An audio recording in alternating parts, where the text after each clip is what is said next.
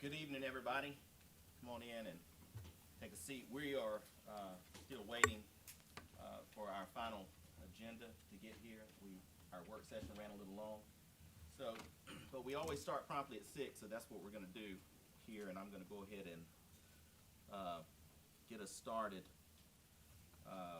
with the invocation and the Pledge of Allegiance. We have, is my mic on now? Sorry. I speak pretty loud, so you probably still heard me. All right. So I'm going to start with these, and then after these gentlemen come up, then I will tell you a little bit about them, and I'll ask you not to leave until I've had a chance to do that. So first thing is let's get Pastor Barry Thompson to come forward and lead us in the invocation. If everybody will please rise.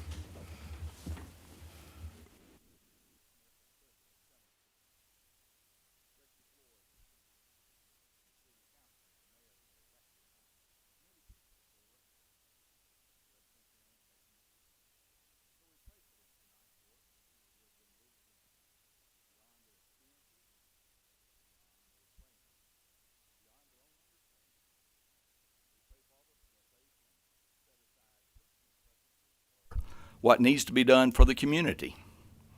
Lord, we pray that you will help them to work in harmony with one another, in unity with one another. So we pray for them to have great wisdom as they lead tonight and in all actions while they're in office. Lord, our community was wounded this week when officers were shot on the line of duty. It hurt the entire community. Father, our culture is one that wants to try and justify acts like that and call people suspects. Really, Lord, they're criminals, and criminals need to be dealt with as criminals. So, Lord, I pray for the whole process legally that justice will be done. We pray for these officers who are injured, Lord, that they will recover emotionally and mentally and physically. We pray for their families and the trauma that they've gone through while serving this community, yet being attacked by scoundrels. Lord, we ask that you would work in the life of the shooter that is still alive. Lord, help him find repentance. Lord, help our community find ways to forgive. Help our community find ways to support these officers and all those others who serve in law enforcement. Thank you for what they do. Lord, I pray for the people in this room that you will give them wisdom as they ask questions and they seek business matters. Lord, that you'll help them to speak with clarity and calmness, and that people will leave this room tonight, Lord, feeling like they have dealt with business and feeling like you were present in all the discussions. This is our prayer, Lord, in your name. Amen. Thank you, sir. Now, Officer Thomas Thornhill, sir, if you will lead us in the Pledge of Allegiance. I pledge allegiance to the flag of the United States of America and to the republic for which it stands, one nation, under God, indivisible, with liberty and justice for all. Thank you, sir. You all may be seated. Let me tell you a little bit about these two gentlemen. Pastor Barry Thompson is from Lithia Springs, and he's married to Kay Thompson. Pastor Thompson attended Truett McConnell College and Mercer University as an undergraduate and obtained his Master's of Divinity from Southwestern Baptist Theological Seminary in Fort Worth, Texas. In 2021, Truett McConnell University bestowed him an honorary Doctor of Divinity. For the past 4 years, Pastor Thompson has served as pastor of care, prayer, and adult 60 years and over with Midway Church in Villa Rica. Sir, thank you for being here tonight. Thank you for your service to the community. Officer Thornhill, we recognize. He served in the United States Marine Corps from 2007 to 2011, achieving the rank of Lance Corporal and serving at Camp Lejeune and Okinawa, Japan. He has been with the Villa Rica Police Department since 2016, has made many drug arrests, trained over 9 new officers, and now a senior officer on the B shift. Sir, thank you for your service. Thank you, gentlemen, for being here tonight. And it's going to take me just a minute to get situated because we're just now getting our agenda.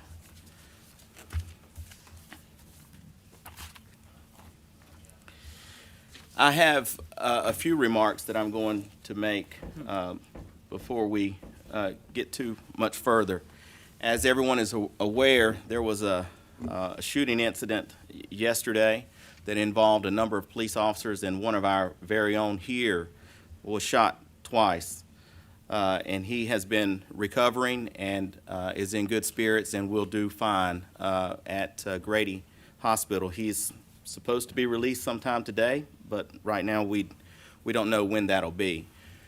When I got this message yesterday, it was early in the morning. It's one of those things where you don't know what's happening in the moment. I didn't know how serious it was, but anytime your officers are involved in incidents like this, it's very serious, and you, in my role, and probably in any elected official's role, you're asking yourself, what can I do? What should I do?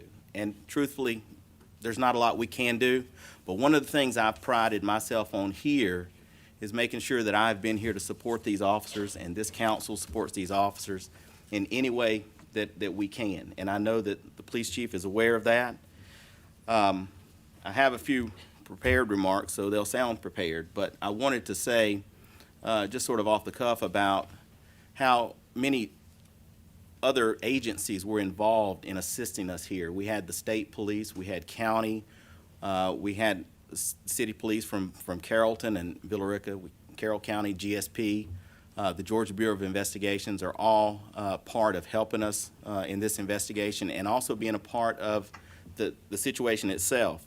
And to the elected officials in these various cities and counties who allow their officers and allow their agencies to be a part of assisting our agency as we would their agencies, I want to say a sincere thank you to them from the elected standpoint to the other elected officials in these jurisdictions. As a government official, never being a police officer, I cannot speak to what the officers are experiencing because of this event.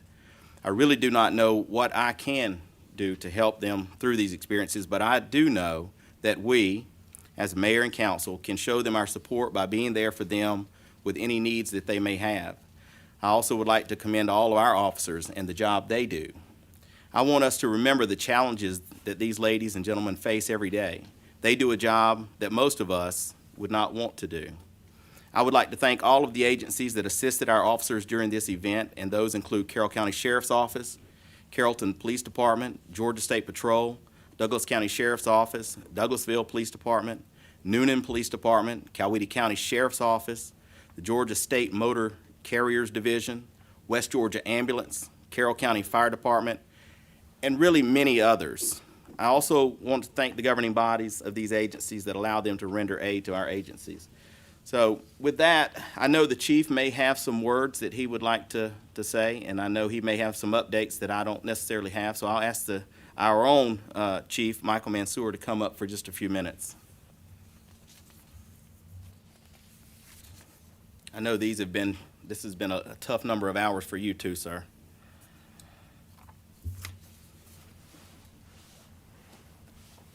Good evening, Mayor and Council. The event started at 3:30 in the morning. I heard about it around 4:15, 4:30. My daughter works for Carrollton Police Department.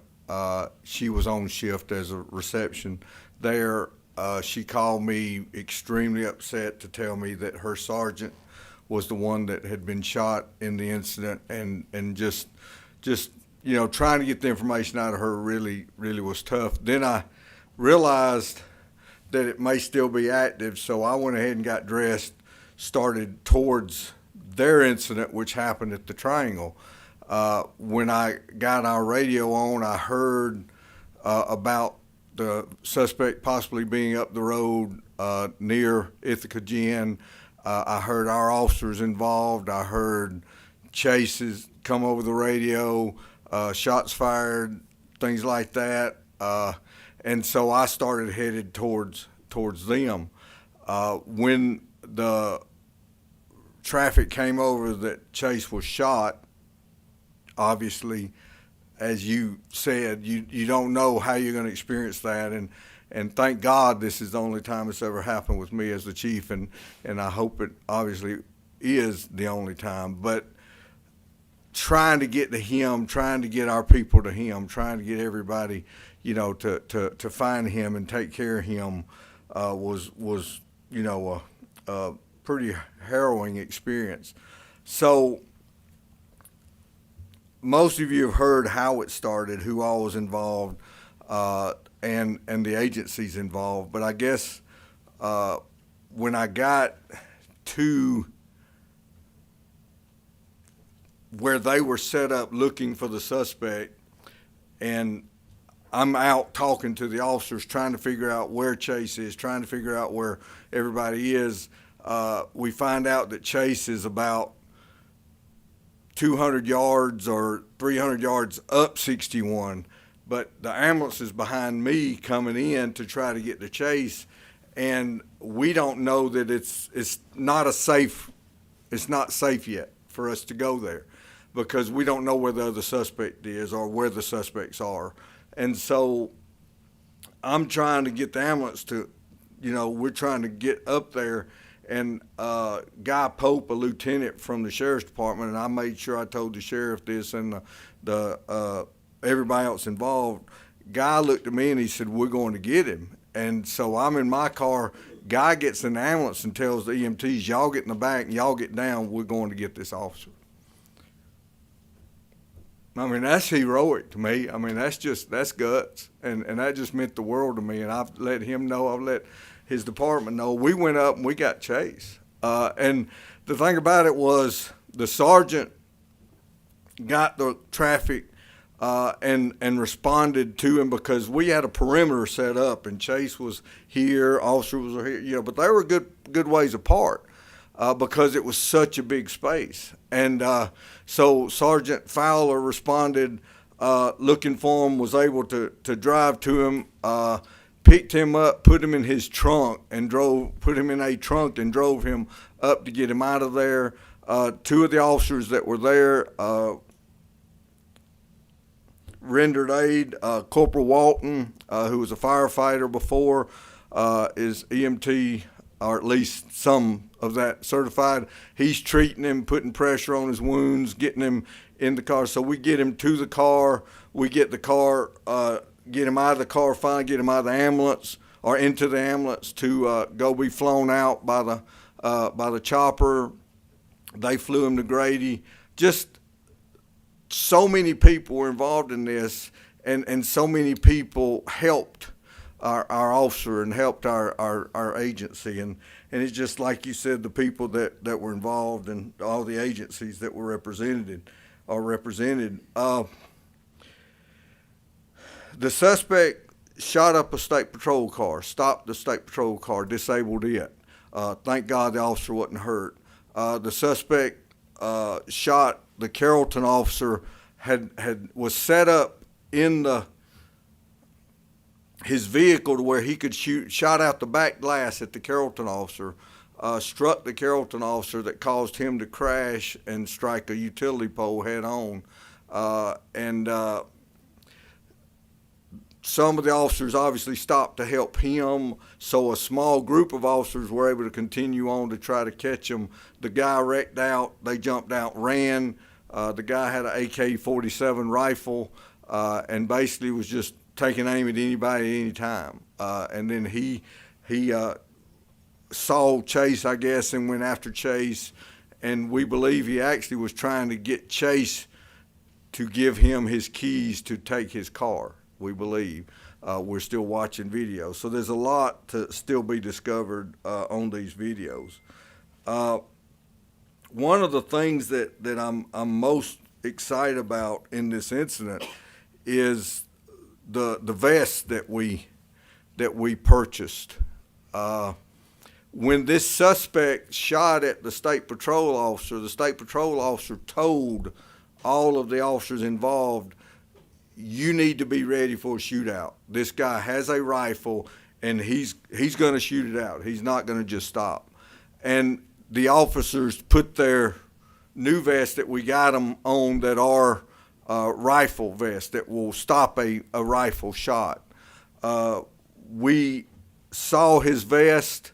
It did have some where it was struck. GBI has it now, but he has some broke ribs or cracked ribs, and he had been shot in the abdomen, and that vest stopped that round. And that rifle round would have penetrated his regular vest and possibly could have caused his death.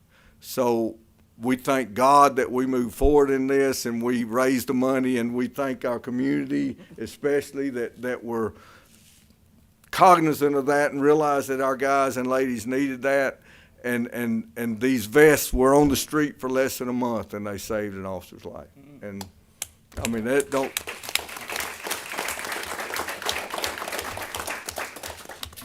It doesn't get any better than that, knowing that.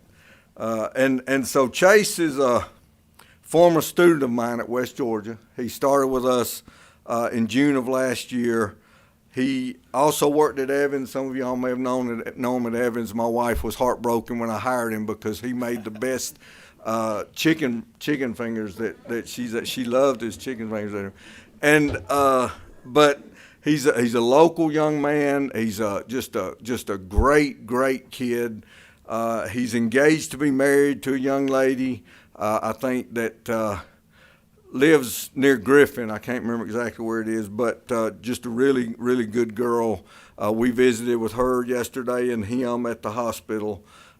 He's doing good. The reason we were told he's going to be out by about 1:30 today, they believe he's developed an infection possibly, and so they're checking his labs again on that before they can release him. So we're still waiting on whether they're going to release him or not. We've got 2 officers up there, along with a limousine that was donated to us and for him to use. And so we're excited to bring him home and get him home and get him back with us. So hopefully that'll happen soon. One of the things I do want everybody else to think about in situations like this is think about the husbands and wives of these officers and the families of these officers. I've been a cop for 40 years, and I've been married for 25 of those, and my wife's been a cop's wife, and it ain't easy. And the support she's given me and my children have and the love, but they worry. They worry. And if you see these officers or you see them with their families, make sure you thank the officer, because you do that already, but make sure you thank the spouse, because it's not easy. It's not easy. And one last thing, that I want to say is when I got home, I guess it was last night. My days are kind of confused, but last night I got home and I went in. I had to go to class after that, but I wanted to see my family, and I went in and hugged my wife and told her I loved her. And I went in. My daughter was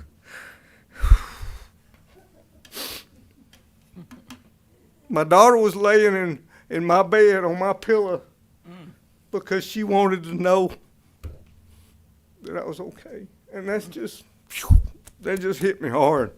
So it just shows you that these families do suffer with the jobs that we do, but they do support us. And my wife has never told me not to be a police officer.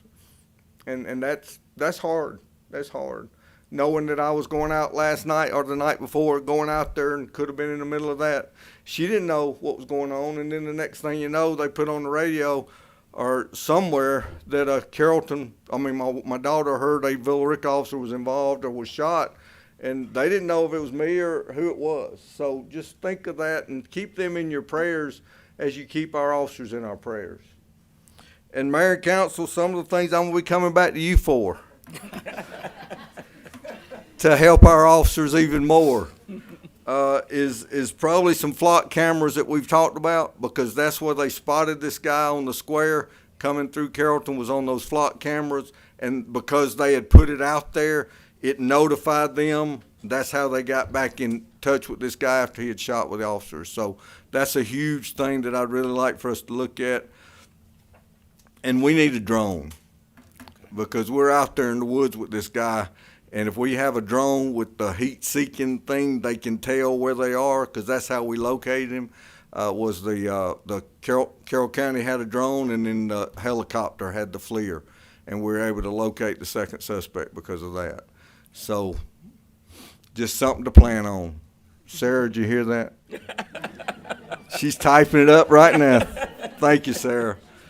But I just want to thank everybody for their support. I've heard from the governor. I've heard from the attorney general today. I've heard from Senator Dugan. I've heard from state representatives. I've heard from another senator, and I cannot remember his name, and I'm sorry. I've heard from so many people. I've heard from 30 police chiefs, probably 15 sheriffs, and I've heard from so many from the public. And guys, we appreciate you. We appreciate you. Thank you. Thank you, Chief.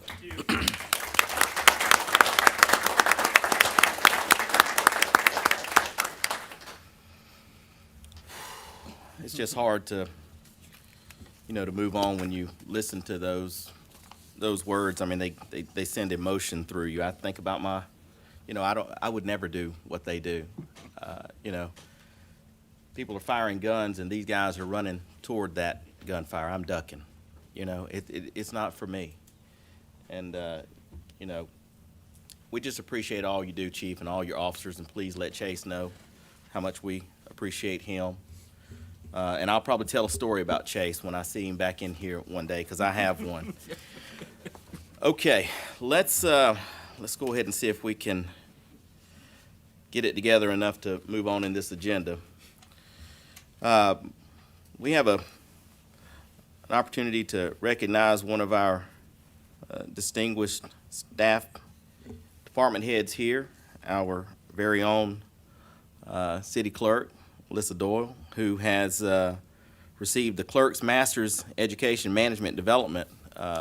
She has finished that program, and we want to congratulate her for that, and appreciate all the work that she does down there. It's hard to really describe the scope of her work, because it really doesn't end. I mean, I probably give her 10 things to do every time I walk in, and who knows if everybody else does the same thing. But the Clerk's Master's Education Management Development Program is for certified city and county clerks to continue supervising in management development and professional growth. So congratulations on receiving this, and I'm going to ask Tom to come up and say a few words about you and maybe take a picture. Hand him a handheld mic, please.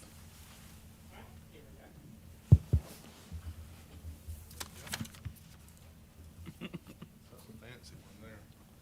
All right, so we have some family members. All right, go ahead and stand up, family members. Look at this. We don't expect you to stay for the whole meeting, but we know why you're here. All right, so Elisa's. Mike, is it on? That close? Yeah. So Elisa's been here longer than me, so I don't even know. 4, 5, 6, 7, 8, 9, 7. Okay, 7 years.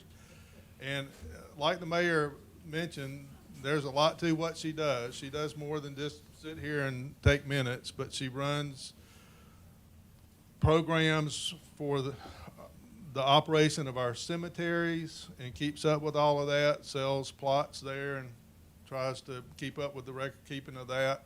She's had the task of cleaning out our records, which, if you can imagine, like a lot of the other things in Villa Rica, was a real challenge. She has to put up with all of us.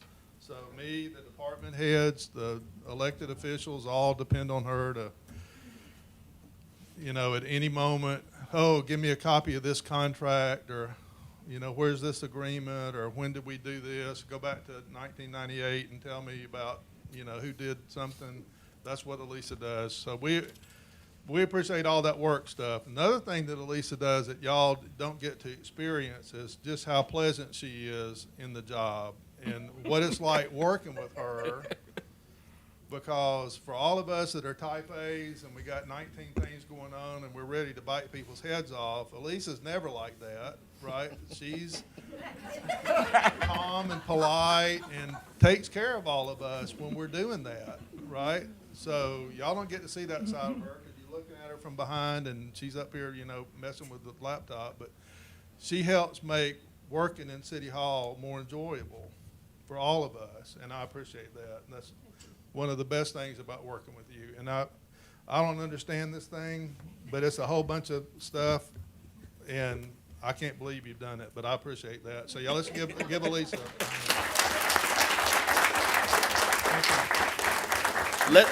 Let's give the family an opportunity to come up and take a picture with Alyssa. Let's do that.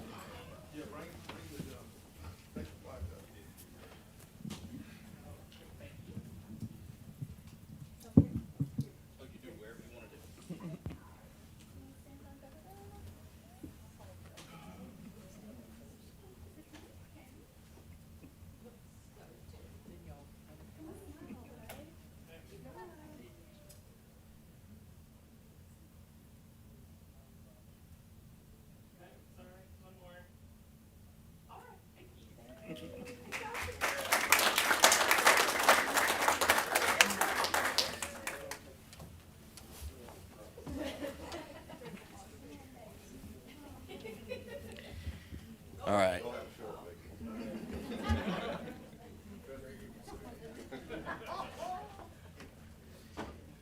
He acted surprised. He knows they said it right when they walked in. As soon as we're done, we're out. That's right. And if they hang out too long, they'll see me there. All right. Congratulations on that, Alyssa. All right. Tom, did you hang on to that mic? Well, grab yours. I'm going to let you introduce the University of West Georgia's Dr. Brendan B. Kelly, who's the president out there. Sir, if you would come forward, I'm going to let Tom introduce you there. All right, Dr. Kelly, come on up. So I got to meet Dr. Kelly, I don't know, several months ago, and he's impressive. I don't know if you've heard him speak yet, but he's here to give us a presentation on the strategic plan at the school, right? And I'm looking forward to it because I haven't heard you talk specifically about that. So you've got as much time as he wants, right? Probably. But we look forward to hearing from you this evening. I've never heard an audience that appreciated me taking as much time as I want. So, I didn't say that. Yeah, so we won't. One, I'm grateful to be here, Mr. Mayor and council members. Thank you for providing time. And I've only been here a year, but what an interesting night to come here. Because during the last year, I've gotten to know no one. Nobody's even had lips in the state of Georgia, by my estimation. When I moved here, there were no students on campus because we were closed. March 13th or March 23rd, 2020. There were no employees on campus because they were all sent home, and there were no businesses open. That makes Georgia the most unfriendly place to be ever. And then we fast forward a year, and we've done a lot of triaging and emergency management and crisis management over the last year. We have survived a lot of people's lives changing, a lot of students trying to decide whether college is for them right now or not. We've survived a lot of tragedy and success. Amidst all of that, we did start a strategic planning process and finished that process because after I'd been here about 6 weeks and all we were doing was being mired in crisis all around the world, it became clear to me that we weren't going to be successful at all if we didn't start planning for a future that was different than what we were doing beforehand. I say it's interesting to be here tonight because it feels a little full circle. When I got here, I knew no one, nobody was around. It was literally the most lonely I had ever been.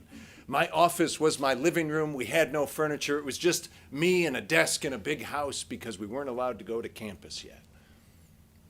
But now we're sitting and celebrating Chase tonight and the service that he provided to this community. I was woken up at 5 o'clock that morning too because our officers responded through our mutual aid agreement. My brother is a police officer in Cobb County.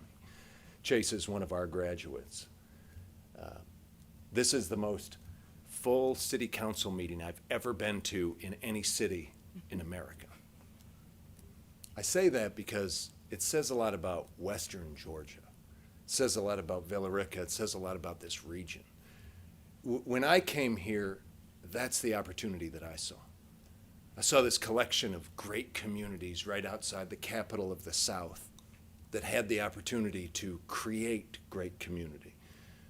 And maybe the thing we learned over the last year that was most important was that that was the thing that we needed the most, that sense of community. That's what our new strategic plan does. It tries to embody that at a great university that's been here for almost 120 years, in many iterations.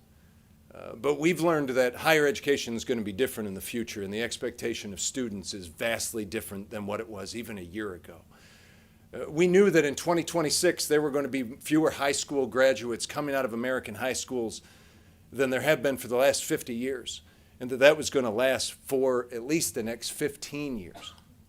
That the demand for higher education was going to change, that the way we had to deliver it was going to change, and as many of you know, our industry in higher ed moves like molasses. If there's a change to be had, we will be the last to adopt it. But the 21st century isn't going to allow for that, and this region isn't going to allow for that because there's too much opportunity, there's too much growth, there's too many people who are understanding the quality of life that exists here and wanting to come and be a part of it and make it better. And we have to be part of that as a university. So we entered into a strategic planning process that included inevitably or eventually over 1,300 people. 1,300 people who were working for almost 300 hours through discovery sessions, trying to capture the consciousness of the body for our university community and how we would be in service to the communities to which we are in service. Universities are really good at looking inside and doing everything that is convenient for them, but at the end of the day, we're in service to 13,419 students, many of them from here. They need their needs met, and their needs are more important than anything else that we are doing. The communities and industries that depend on us, their expectations are more important than our own. We are indeed in service. So we wanted to make sure we had a strategic plan that surrounded that, and we really focused in on 3 strategic priorities. First, relevance, because if we can't be what the world needs students to be when they graduate from college in the 21st century, then what was the point in the first place? We have to make sure we're equipping people for living at this time. It's not 1950, it's not 2000.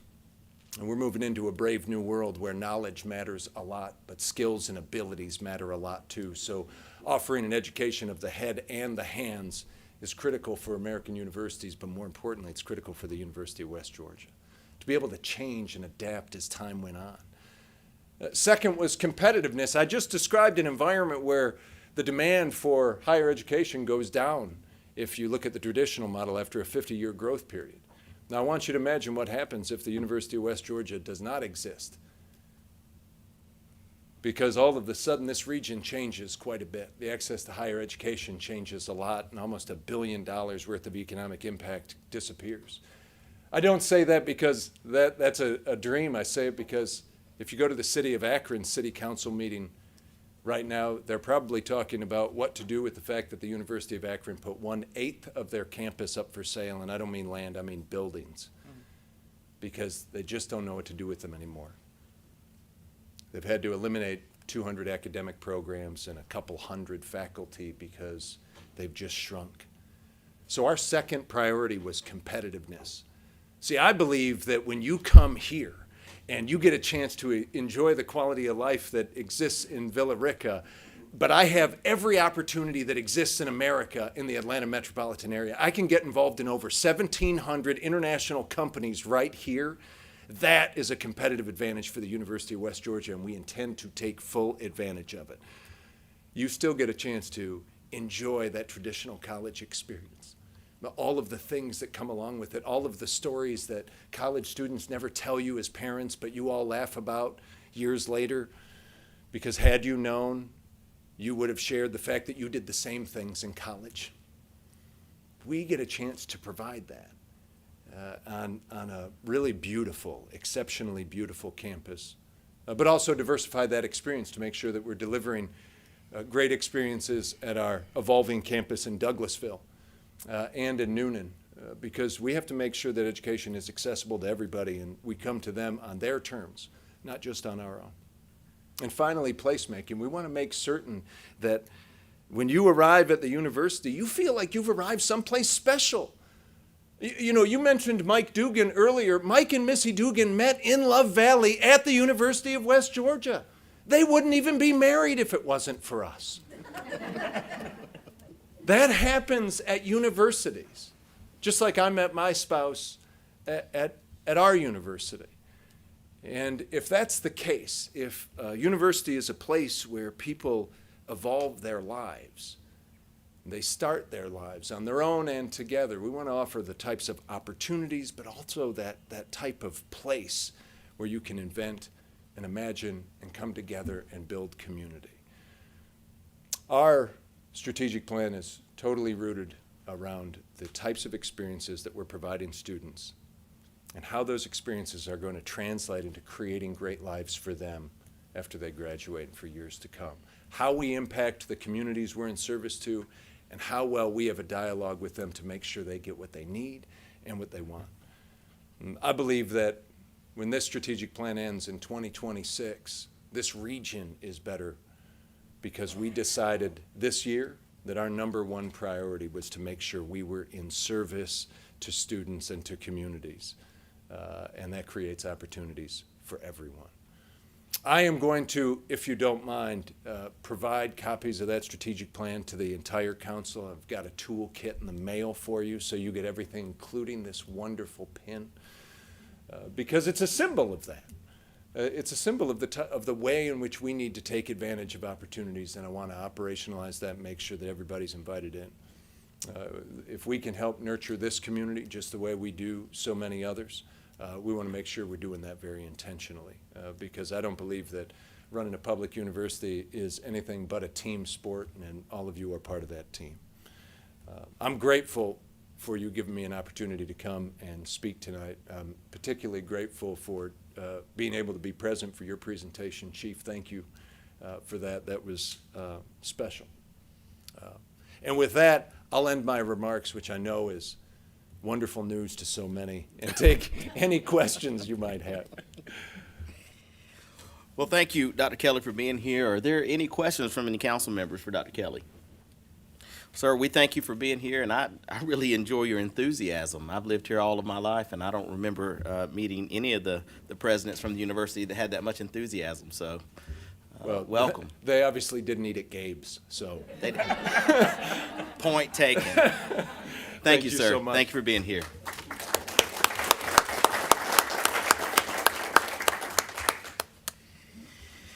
Okay, well, and Tom has another one on here. Keep Carroll Beautiful, Martina Griffin. Are you still here, ma'am? So you didn't run out during all of that. Although I'm considering this, thank you for putting me in this great Absolutely. room with so many important people.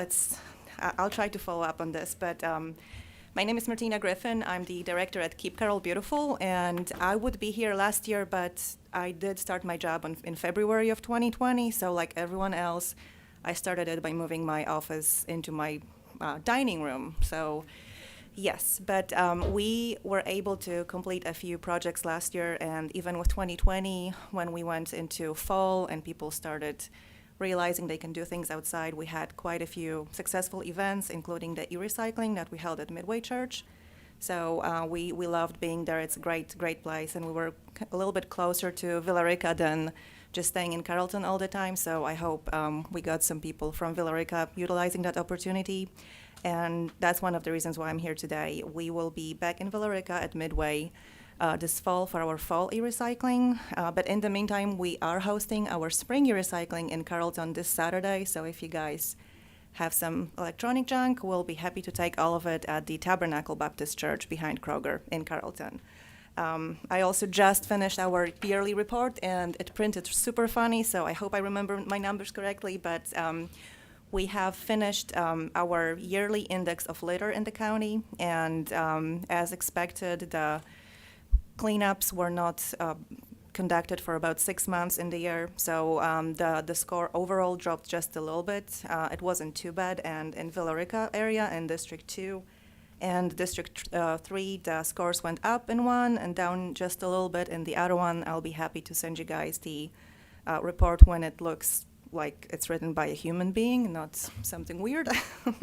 But overall, we are really hoping to reach out to the Villa Rica community and see if we could have a satellite office for our road cleanups. We accept volunteer groups who would come and adopt a mile of a road that needs help, and those groups come out more or less 4 times a year to tend to that section. And we have everything that is needed for those cleanups. We have the trash grabbers, we have the bag holders, safety vests, trash bags. We even have the original Purell hand sanitizer because we bought it in February of last year, and we still have 200 bottles, and everybody is surprised when we hand them a bottle because it's like liquid gold right now. So we don't have any paper towels, but the Purell, yes, we do. We were able to host a big event a couple of weeks ago on the Carrollton Greenbelt. It's our biggest park cleanup of the year. We had 120 volunteers in March, and the last year's event was 160 volunteers. So we would love to do something like that in Villa Rica. If there's a need for a cleanup, we have means to service that many volunteers and have a big community kind of celebration of the city. We also have another event coming up in May. It's the tire recycling. We have household hazardous waste and paper shredding.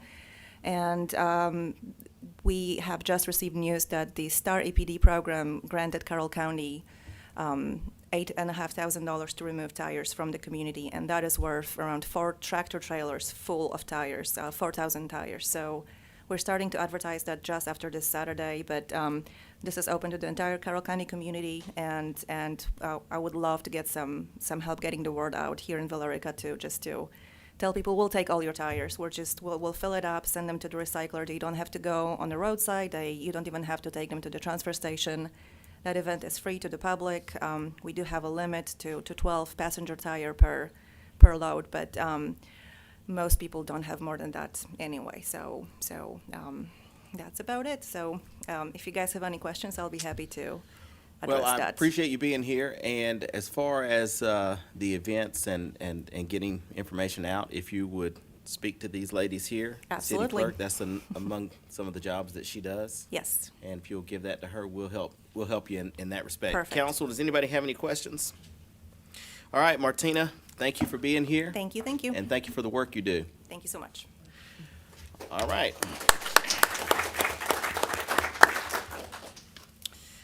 Okay, so let's get down to the business of what we do here. I will entertain some amendments to the agenda. Mr. Mayor, I would like to table 3 items. Item number C4, under Community Development, ordinance to revise Section 400 of the City of Villa Rica Development Regulations, Section 403.11, wastewater lift stations. Okay. Item D1, under Economic Development, replace an existing member of Convention and Visitors Bureau Board.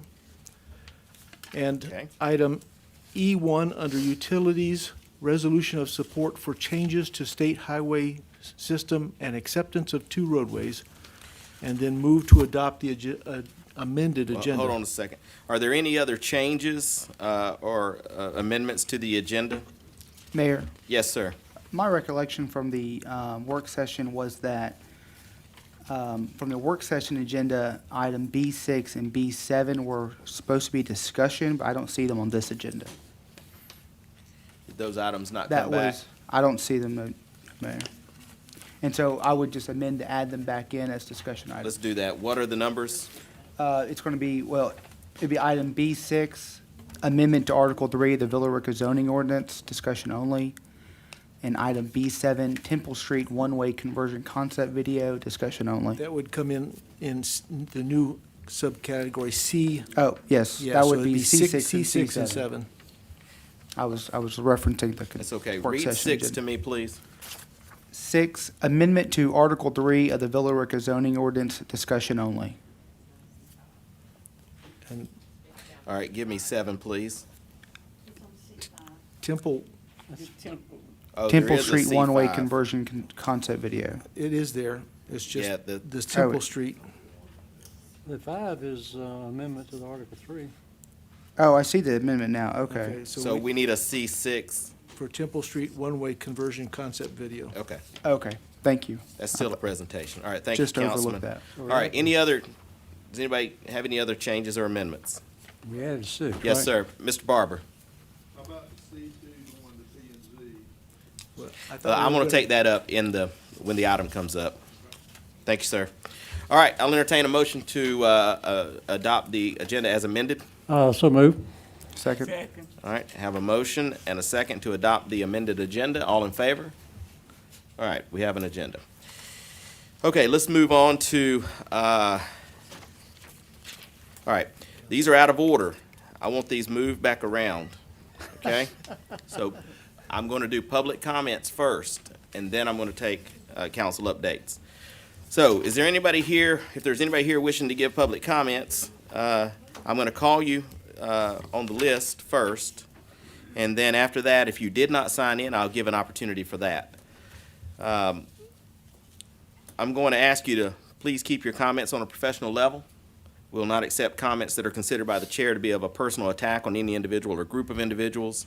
If you deviate from this protocol, you'll get a warning from the chair. If you deviate a second time, you'll be leaving. Only one person speaking at a time, and please no comments from the audience.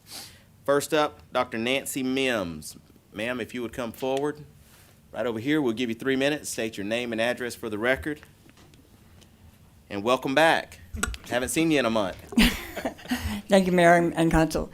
Nancy Mims, 17 Hickory Trail, in Billerica, Georgia. I'm here on behalf of the Historical Preservation Commission to remind our members and citizens and to invite the citizens to come to our workshop next Tuesday at Powell Park. Usually we meet on the third Tuesday here, but because it is mandated that we have 3 consecutive advertisements in the papers, on radio, on television, on newspaper, anything we can get it into, and it is on the Star News, it is on the Times Georgian, but we are having a public workshop that will involve the citizens because we are presenting Ron Johnson is presenting our proposal to include the south side of Main Street as a historical district and some of the homes that are in that area as well, and to expand the historical area that we have right now. So please come to Powell Park at 6 o'clock next Tuesday, and then our regular meeting, which is a call meeting, will be on the 27th here in City Council. So please, we'd like to see everybody. Thank you. All right, thank you, ma'am. All right, next up, we have Wayne Foster. Mr. Foster, if you would come forward, give us your name and address for the record, and we'll give you 3 minutes. Thank you, Mayor. Thank you, Welcome. Council. My name is Wayne Foster, 131 Maple Valley Drive, Billerica. I came to speak on the rezoning for 450, and I'll be the first to admit, I don't come to a lot of city councils, and I may be misinformed. Mr. Foster, I'm going to interrupt just for a second. So when we do that rezoning, we're going to have a public hearing, and that's when we would have comments on that. You're welcome to talk now if you want to, but I didn't want you to feel like you did all that and then you didn't get to do it the second time. You want to Okay. continue now? No, I mean, I thought the rezoning sign had this date on it. Yes, sir. It's tonight. It will happen tonight, but it'll happen in the agenda. Okay, then I can speak then. Yes, sir. I will speak then. Thank you. Thank you.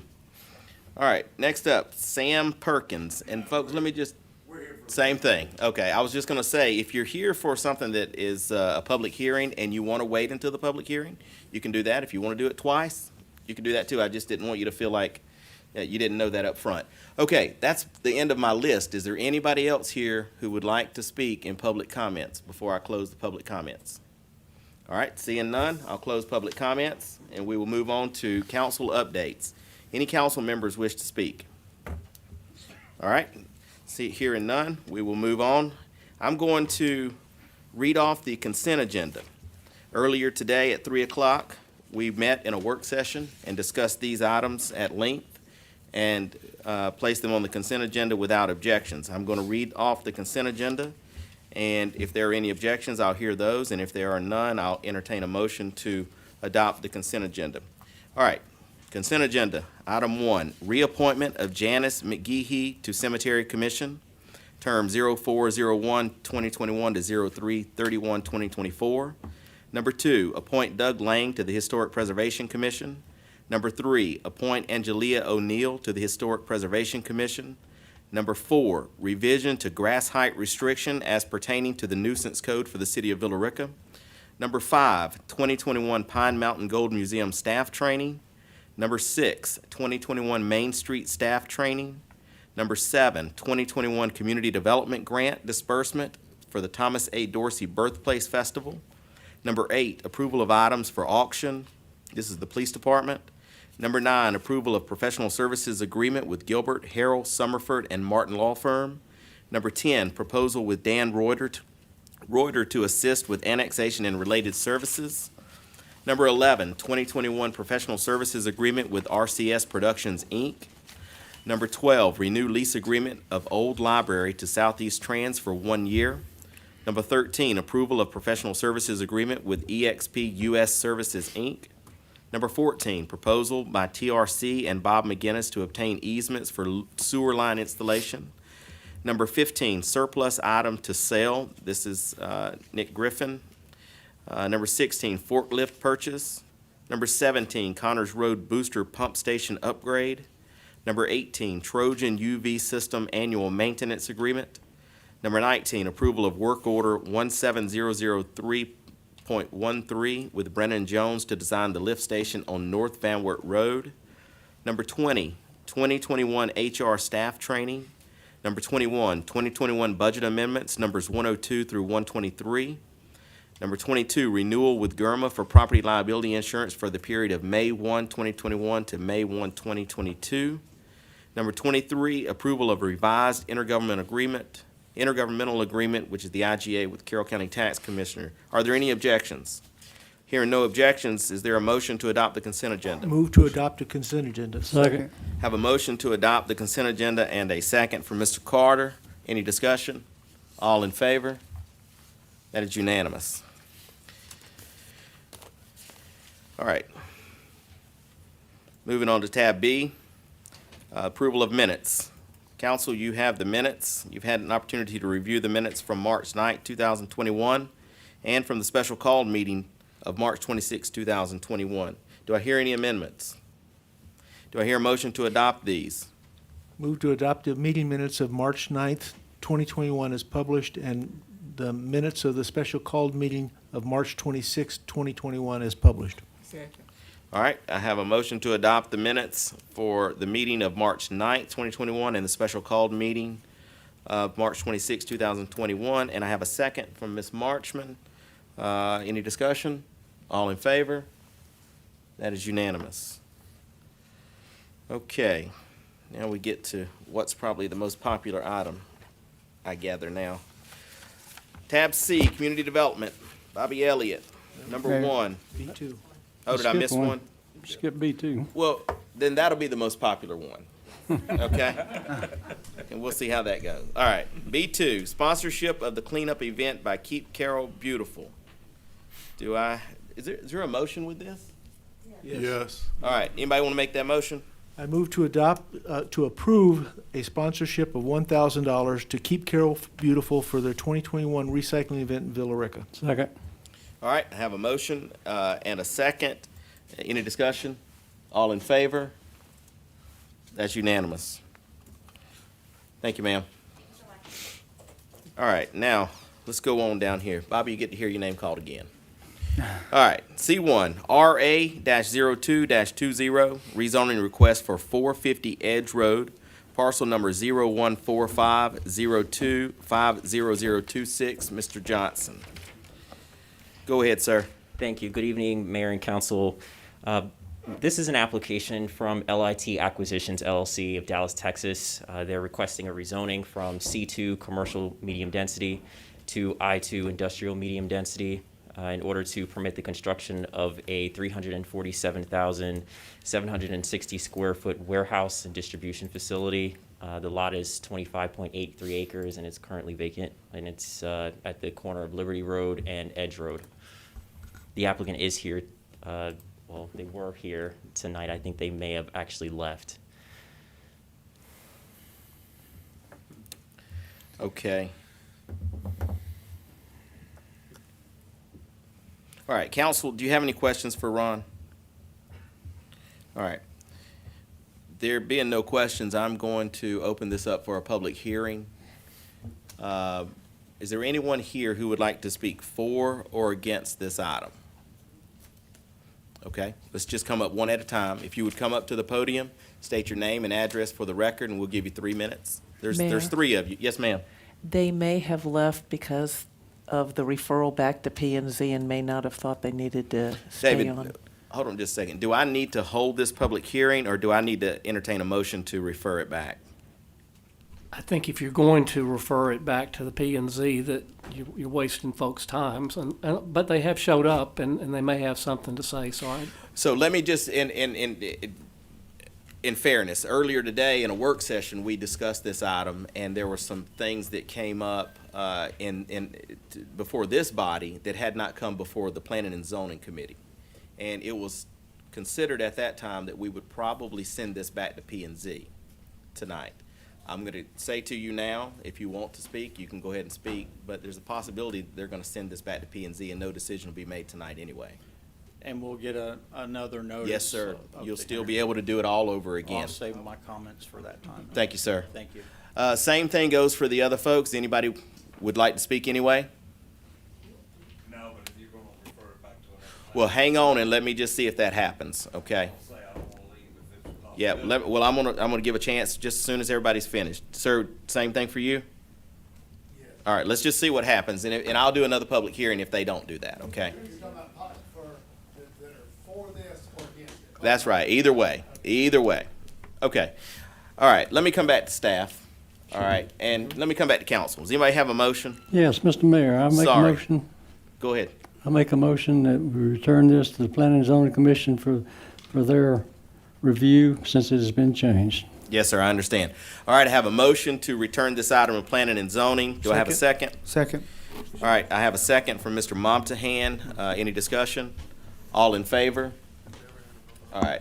So this item is returned to planning and zoning. I apologize for y'all's time.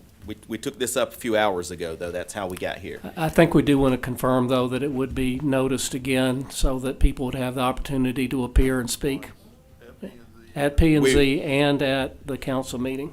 That's correct. Okay.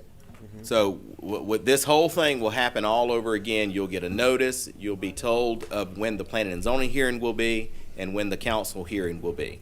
Some information came up tonight. The council wasn't prepared to make a decision tonight. So That'll be the third. it'll be the third one. Been to, so and every time something else comes up, so that's good. I mean, hey. Well, this is more of a technical process piece here. It's the first time I've had it. So thank you, sir. And Ms. McPherson, thank you for remembering that. I should have picked it up myself when we started this one. All right. All right, let's move on to C2.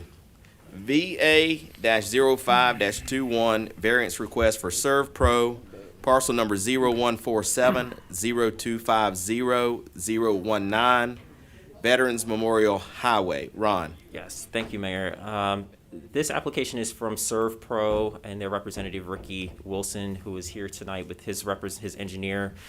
They're requesting a variance from providing sidewalks of 1,065 linear feet along Veterans Memorial Highway frontage, which is a requirement in the development code for the city. Okay. Before we do the public hearing, do any council members have any questions for Ron? Okay. Now I'll open this up for a public hearing. Is there anybody here who would like to speak for or against this variance request?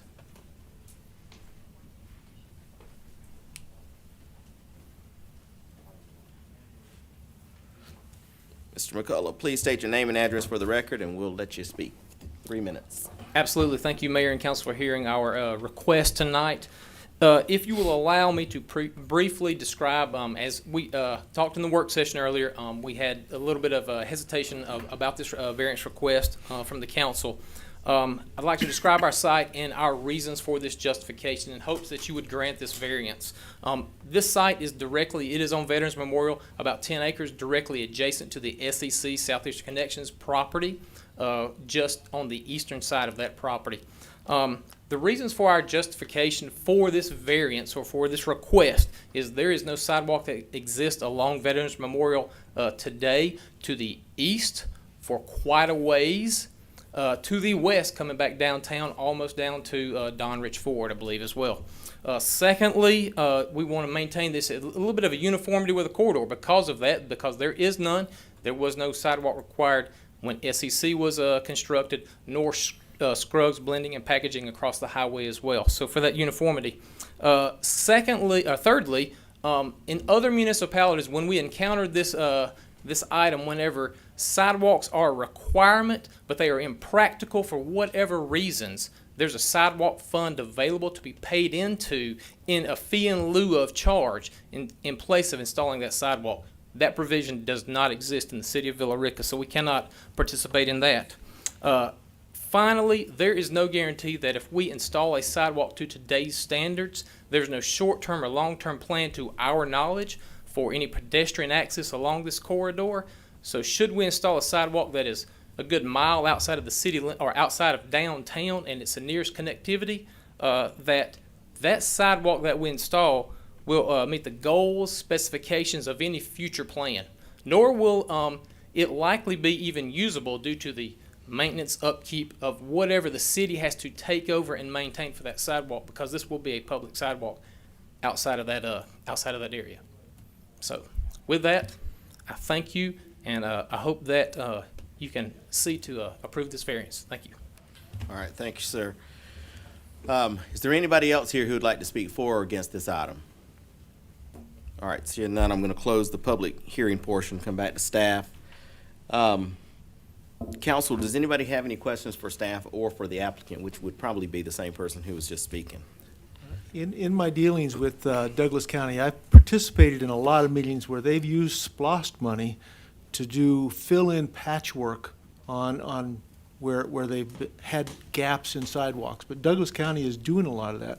And I think the city of Villa Rica is also beginning to examine that fact to make sure that the walkability in Villa Rica is improved over time. I've heard this referred to as a sidewalk to nowhere. That may be, but it will definitely benefit Villa Rica as we get closer and closer to filling in. Who is that? I don't know. The timer went off. Oh.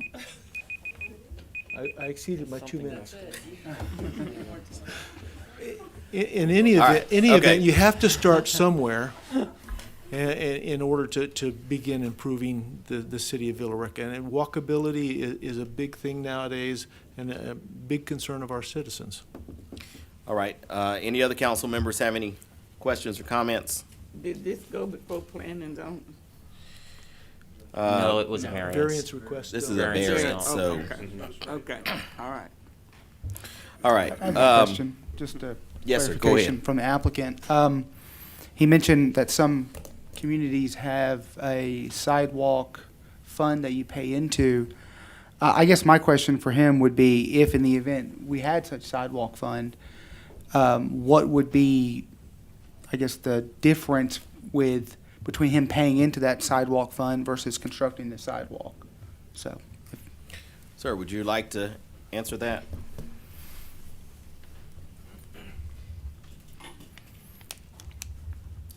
Sure will. Thank you, Councilman, for the question. As far as the difference of constructing, the actual dollar figure of constructing the sidewalk or paying into the fund, we have no, we're indifferent to either one of those. So it is not the cost of the sidewalk that, that concerns us necessarily, even though we do believe that is a cost that is imposed by the city ordinance that is going to be impractical, to be quite honest with you. So if that fund were in place, we would have requested to pay into that fund. thank you. Okay. All right, any other councilman? Any questions? I got no Mr. question, Carter? but he had a valid point about if we put a sidewalk out there, the city is gonna have to maintain it. And it will not have much traffic on it, but will expense to the city. So, I would love to see a fund created that they could pay into. All right, That was my suggestion, Mr. Mayor. I didn't mean to interrupt, but go ahead. If we can get that process in place before CO time of their construction, I can't see a reason why they couldn't go ahead and pay into a sidewalk fund. Well, even if we get to that, though, we're gonna have to resolve this here tonight. So, Right. unless you're asking me to table it, You would deny it. or, You deny it tonight, and then at some point before CO, we could give them the opportunity to pay into the fund. Mayor, we'll have to bring you the concept of a sidewalk fund. We'll have to bring that to you for right, council but to you approve. just suggested that we would, that we would be able to do it for him. Mr. McCullough, would you have some objection to I am. Or kick me or something. being denied and being delayed? Yes, sir, go Yeah. ahead, hold on. I was going to say one other thought that I had while you're sitting here, because I think I understand your concerns, is that you don't see a present need for a sidewalk there tonight, but somewhere down the road, we very well may need one. And that's going to be at a point in time where we have some type of comprehensive plan for sidewalks in that area of town. I think it's possible that you could approve the variance tonight, subject to a development agreement with the applicant here that would require them that once the city comes up with a comprehensive sidewalk plan in that area, that they agree as the developer in there that their variance is conditioned upon contributing to the putting in a sidewalk. My concerns with that are just the same as they were in the work session. My experience here has been that it doesn't get done. It falls through the crack. Nobody ever does it.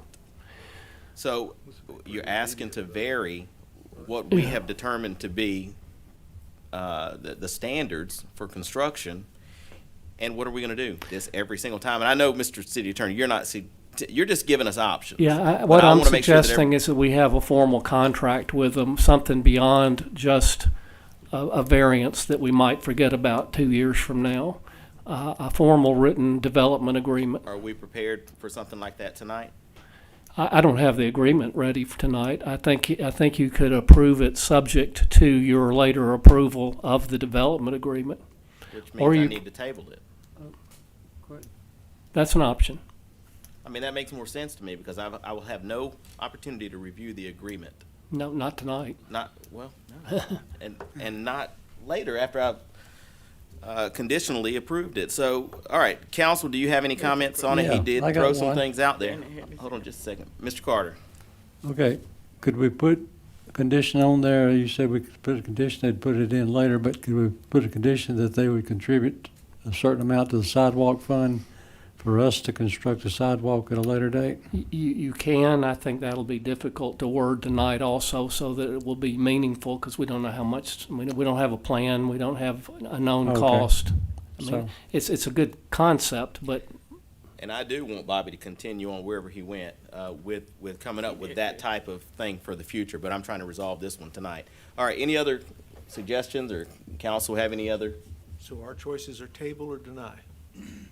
Which is the better choice? Well, that's a challenge too, sometime for the person asking for it who has to come back again, again. You know, we don't want to like make 50 hoops for you to jump through, but there are a number of us that want to know down the road, you know, that will have the sidewalks. But I get the fact of sidewalks to nowhere. I mean, I've seen roundabouts to nowhere in Arizona that I couldn't figure out on some big highway. I mean, they just go nowhere. And I'm thinking they must have gotten some big federal grant.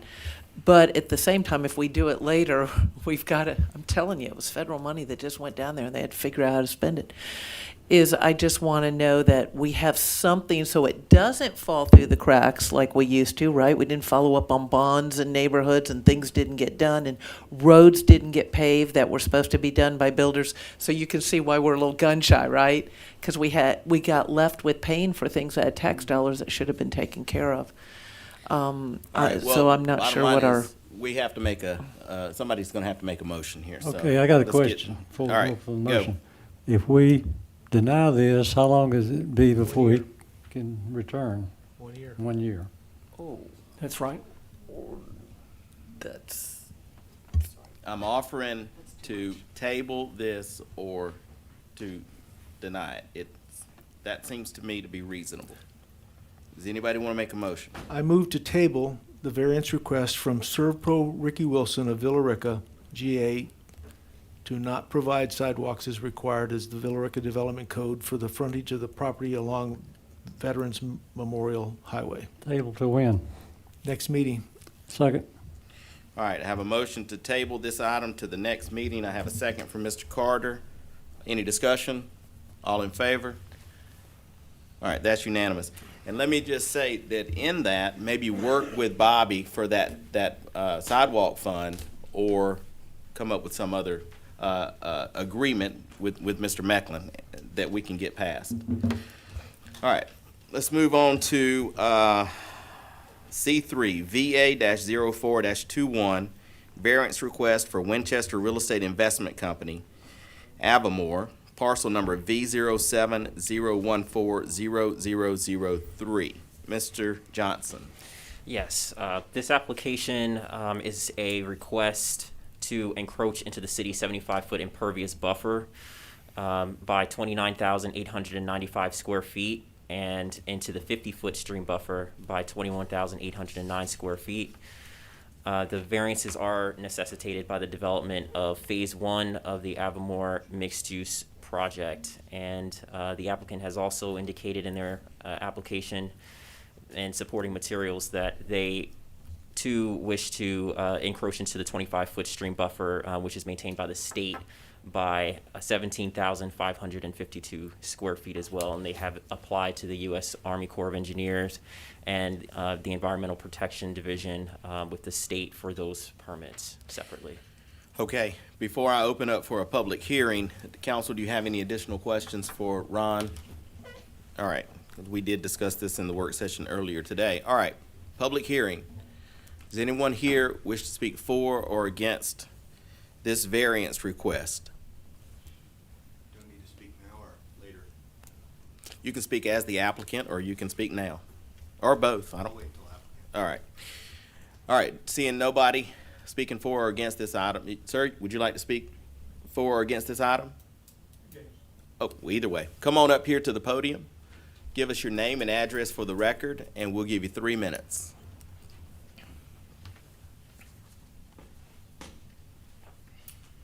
Neville Brewer, 532 Moss Ferry Road, Villa Rica. Okay. Just briefly, I'm very concerned whenever we're encroaching into the areas up against streams and that. We've had a lot of it in recent years, and unfortunately from that area, Bay Springs and all that area, and from over where I live, all this water that drains from there goes into the Dog River. It all comes down into Sandy Creek, Dog River, and permeates through into the reservoir. I'm just concerned on the number of houses that are having septic tanks and everything, and all this encroachment, because it permeates through, down through the soil, the aquifers, and it's going into the drinking water supply. The more we encroach, the worse it's going to get. And I did notice that this application is subject to the Corps of Engineers and their approval after a detailed investigation. I don't know how long that's going to take, but that's some mitigation towards it. But I do have some concerns, so thank you for the opportunity to express that. Yes, sir, thank you. And I would just note that none of this new construction will include additional septic tanks. No, I appreciate that. Yes, sir. Okay, anyone else here want to speak for or against this item? All right, seeing no one else, I'll close the public hearing portion of this meeting. I'll revert back to Ron. And with that, back to council. Is there any questions for Ron?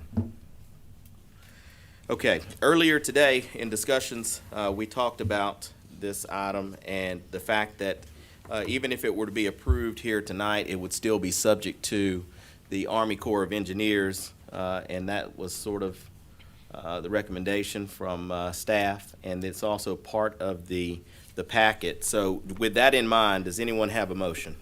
I do. Ms. McPherson. I move to approve the variance request from Winchester Real Estate Investment Company of Villa Rica, Georgia, to encroach into the 75-foot impervious buffer by no more than 95 square feet, and the 50-foot stream buffer by no more than 21,809 square feet, as indicated in the supplied encroachment plan exhibit, with the condition that this approval, that this be revoked, that this approval shall be revoked should the Georgia Department of Environmental Protection Division or U.S. Army Corps of Engineers deny request to disturb the 25-foot stream buffer or any wetland area. Second. Okay, I think you picked the longest one to do tonight. All right, are there, do I have a second? All right, Second. Mr. Carter seconded a motion to approve. I'm not going to read all of that. Do I have any discussion? All in favor?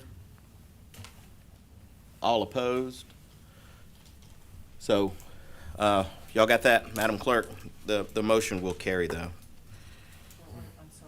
It was 4-1. Okay, let me move on here. We tabled C4.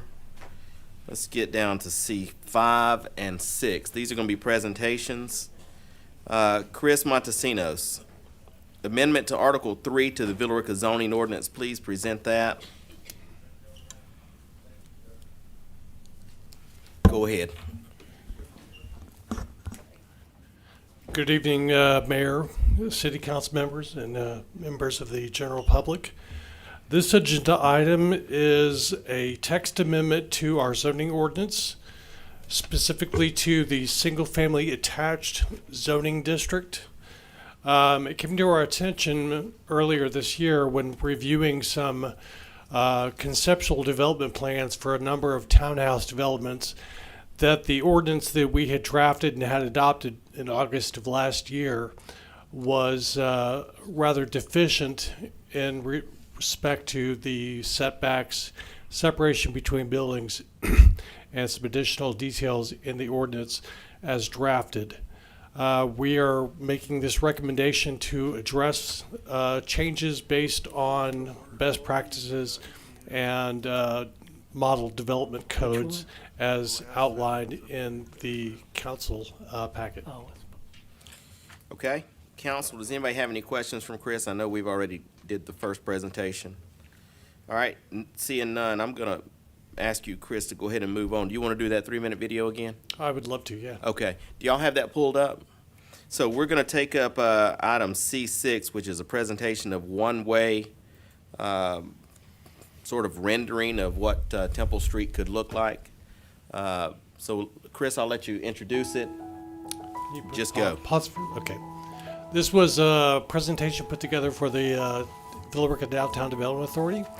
This is the westbound conversion of Temple Street, which runs parallel to Main Street, to include expanded pedestrian zones and more of a pedestrian-friendly focal point separating Main Street from Temple Street. The concept includes street lights, tree plantings, expanded plazas, public art. It really just shows a conceptual idea of what the environment could look like as a much more pedestrian-friendly environment. This is just a conceptual rendering and does not commit the city to any specific expenditure or any specific timeline for implementation, but does show a general vision of what part of downtown Villa Rica could be transformed to become.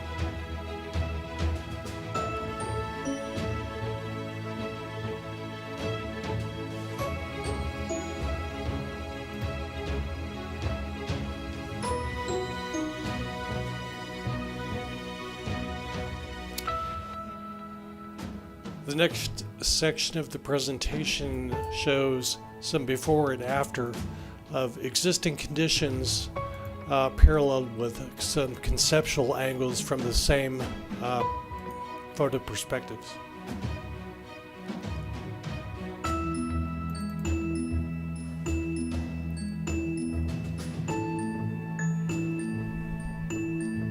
It's looking westbound down Temple towards Los Cowboys on Temple.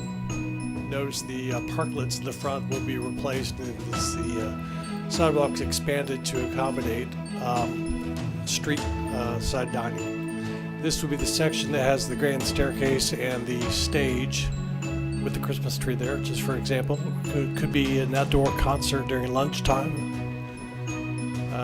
Temple Street at, I think that's West Candler or North Candler. Again, artist display mural on the side of the building there. This is the gold miners of the Prospectors Park, which is an existing parklet, but could be expanded into the right-of-way and reconfigure some parking to make a grander public space out of that. And thank you to the Downtown Development Authority for the inspiration to put that together. Thank you, Chris. All Thank right. you all. Does anybody have any questions for Chris? All right. Thank you, Chris. Thank you for the work on that. All right. We're going to move on now to the financial update. Sarah, you here? Oh, Alyssa did the casting? Yeah, I was enjoying the credits.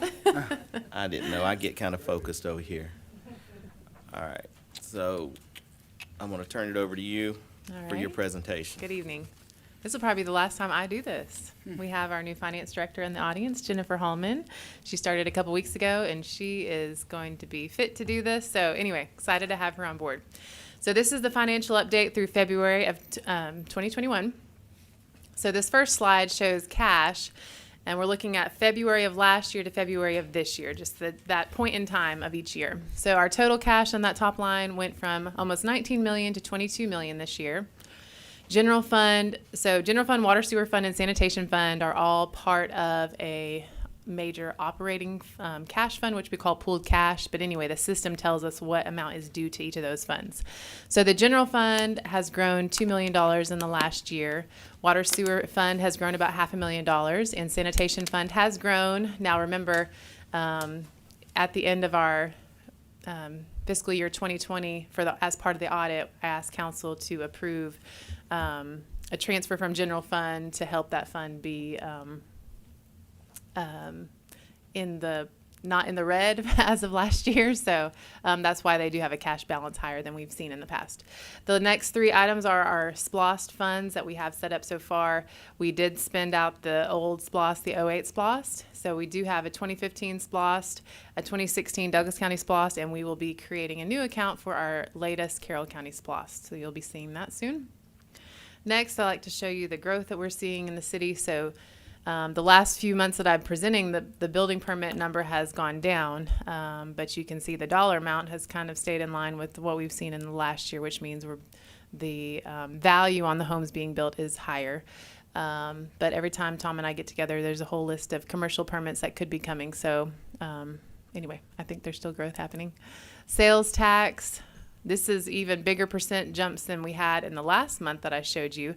So this is comparing just, again, 1 month. So this is February, the loss received in February of 2020 to the loss received in February 2021. Carroll County grew 18%. Douglas County grew 16%. Property tax collection. I probably won't show this one again, but just wanted to show y'all where we are so far in the fiscal year in our collection of property tax. Carroll County, we have received 93% of that. Douglas County is at 97% as of February. This is our water and sewer income statement, for lack of a better word. So you can see the total. I like to look at the totals. Total revenue has grown from last year to this year. And this is a year-to-date number. So this would be the beginning of the fiscal year, which starts October 1st through February. So this is 5 months worth in the 2 fiscal years that we're looking at. So when you look at water and sewer revenue line items themselves, you can see a big difference from year to year. Miscellaneous revenue includes the tap fees and things, which we saw on a couple slides back. So you can see that this year is less because we haven't brought in as many building permits for that.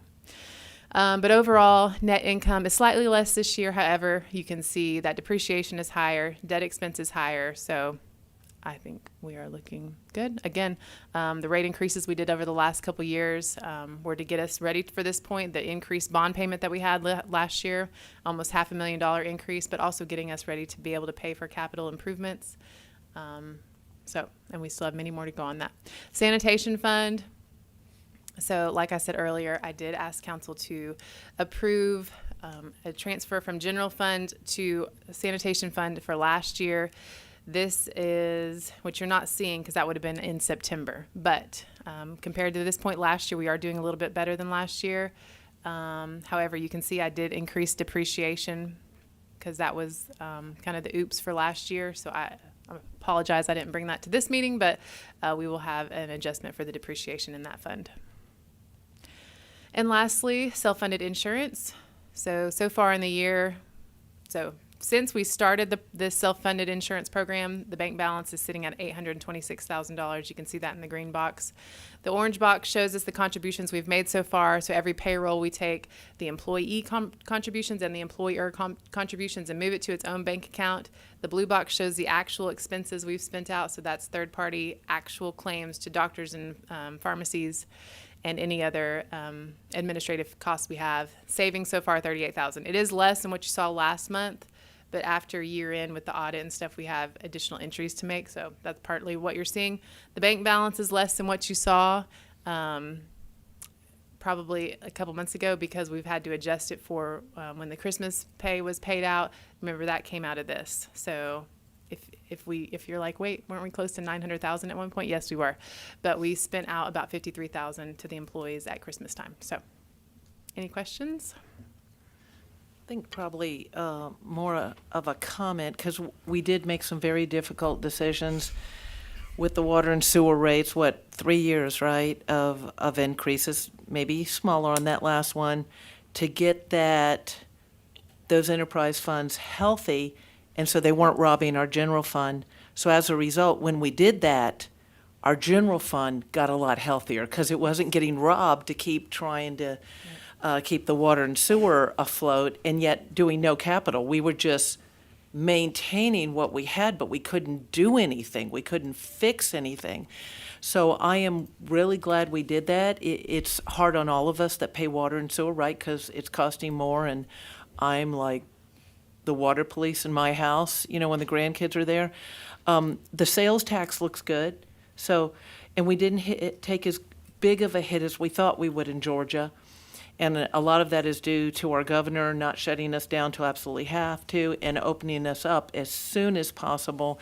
And plus all those people that went to Walmart and Home Depot and did all their things. So the only thing I wish we would have done different, and I wish the consensus would have been different on increasing the millage rate until we played this year out.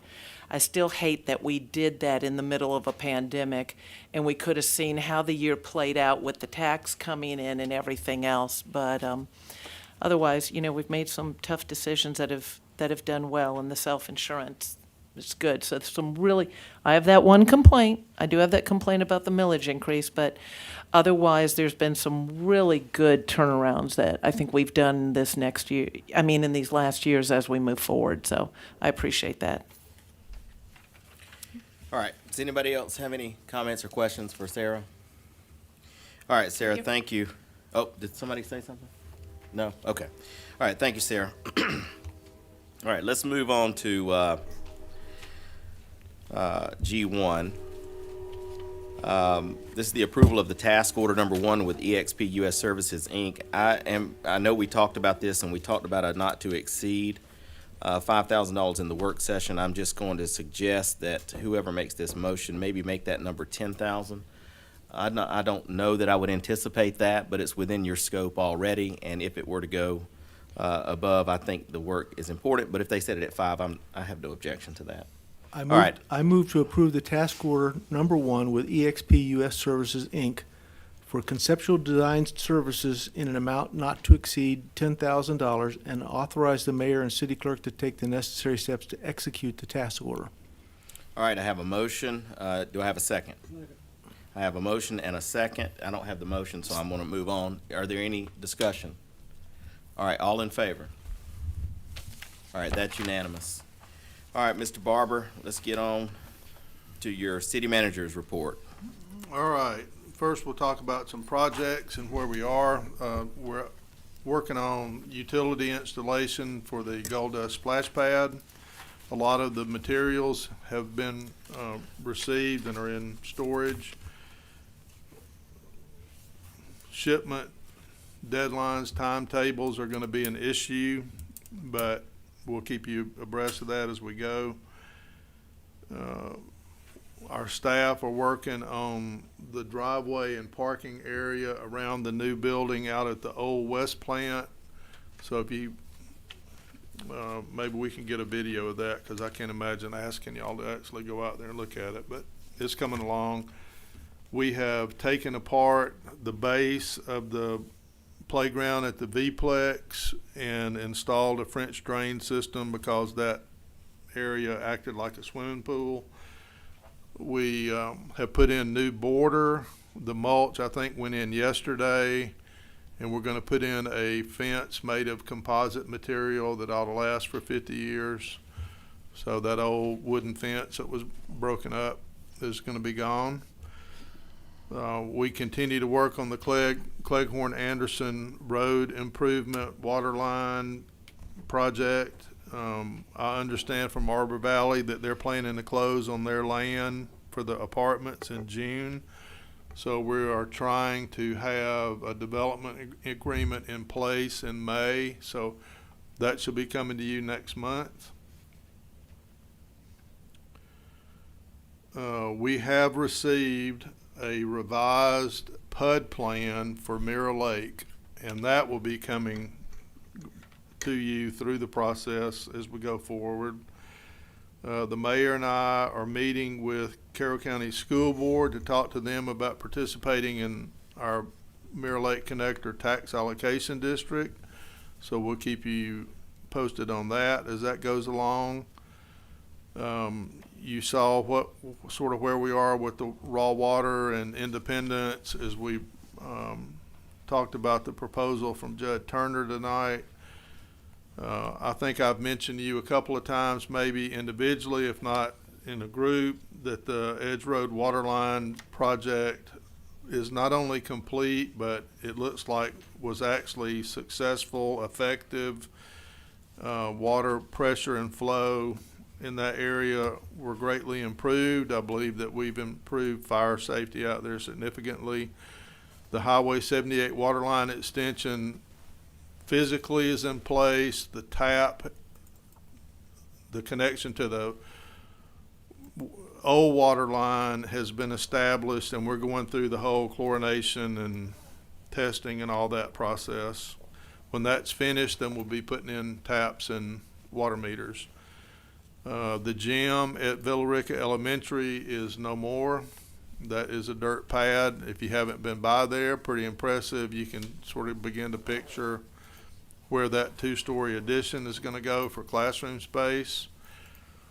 Several meetings have been attended by various combinations of staff and elected officials. The mayor and I have met with Carroll County school system staff to talk about the TAD. I participated in a telephone interview with the guy that is responsible for replacing or finding Daniel Jackson's replacement. So I got to talk a little bit about what it's like being an outsider coming into Carroll County and what this guy needs to be able to do. That's going to be a tough hire right there, I think. We have been pursuing a code enforcement case against someone for 3 years that finally came to a conclusion, and the judge gave him a 7-day jail sentence for probation violation, which he has served. So 3 years staff has worked on that. The staff met with the LCI consultants from MKSK and BAE and all those alphabet soup things that are doing the LCI, and starting to make some headway on that, trying to all get on the same page, and they're trying to learn Villa Rica, and they're doing research and then talking to us. So that's coming along. We are going to talk about LCI here for 10 years, right? All we're doing is the study. Once the study's done, then you go back and apply for implementation money, and that is a reimbursement, and it takes forever, right? So we're going to be talking about that for a long time. But it's great if we can do it. It will really change our downtown for the better. Wanted to say again how much I appreciated the special call meeting. Those were big decisions. So I know, like, the water and sewer increases and all that, you know, we look back on those and those are hard, but they were good. The decisions that we're making about personnel right now, I think, are really solid and going to carry us into the future. I'm working with some folks on a memorial for Prissy Sullivan. So if you'd like to have some input into that, you need to come see me. And last of all, I recently attended Daniel Jackson's retirement reception. So Daniel is now officially retired from the chamber. I think March 31 was his last day. And as you might expect, if you know Daniel, he is going to continue to be around. So he's actually maybe going to even have some office space at the chamber, but he's going to be on a bunch of boards still and still going to be available to us if we need him. So if something comes up that you're interested in, do you think maybe that he would know the answer to, I think he'll still be around and be available. Okay, appreciate that, Tom. That was one of the most brief ones you've ever done. Council, does anybody have any questions? Yeah, I got one question. All right, Mr. Carter, go. For Tom, give us a status on the North Bypass. I haven't heard anything about that lately. On what? The North Bypass. What's the status? So the let date is supposedly a year, 12 months from today. And every time I talk to Robert, who's the project manager for Keck and Wood, he's telling me that everything is still on track. So up to this point, there haven't been any gotchas. In addition to them doing that design, I'm working with them on what else happens. You know, how does that area develop? And we're working on a conceptual plan for a road from the North Bypass due south into Fullerville, so that we improve that connectivity too. Because one of the things that we wrestle with here is we don't have good north-south roads, right? We got Punkintown and nothing east of that. And we've got 61, 101, Industrial Boulevard, whatever, you know, on the other side. And then in the middle, you know, you got North Avenue. So if we can get another north-south road in there, I think that'll help us. And so we're working on that. We are still trying to finagle some utility relocation money in the project so that we don't bear the entire burden of moving all the utilities that will be in the area of the two terminating roundabouts.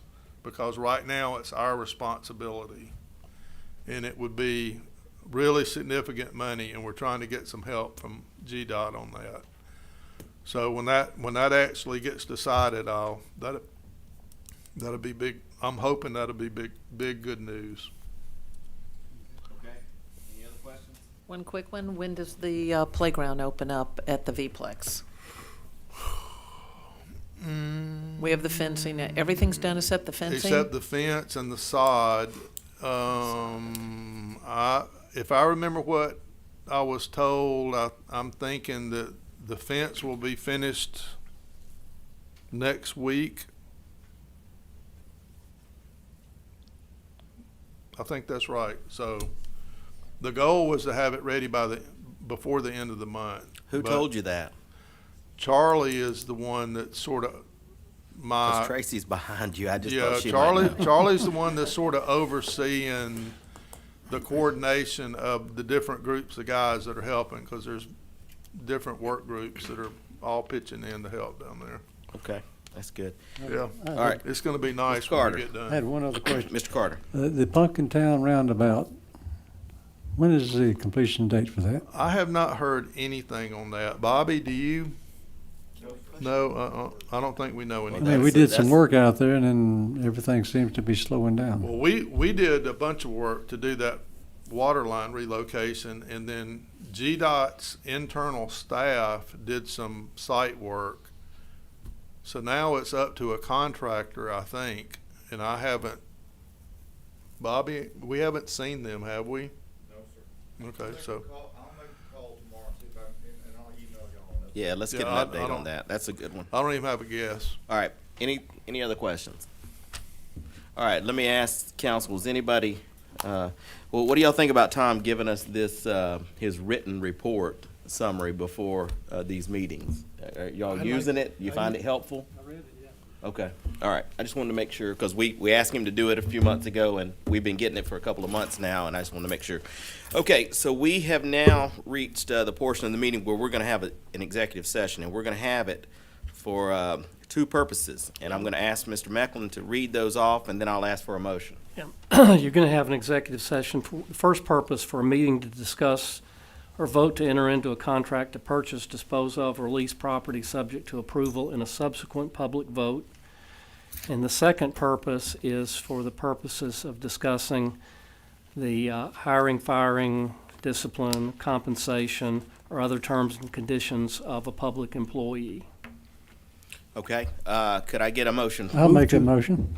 Move to go into executive session. All right, I have a motion to go into executive session for the purposes stated by the city attorney. Do I have a second? Second. Have a second? And folks, before I call the vote, I'm just gonna say, you're welcome to hang out. We're gonna get up and leave the room. Most people leave. It's usually empty by the time we come back. But you're welcome to stay. All right, all in favor?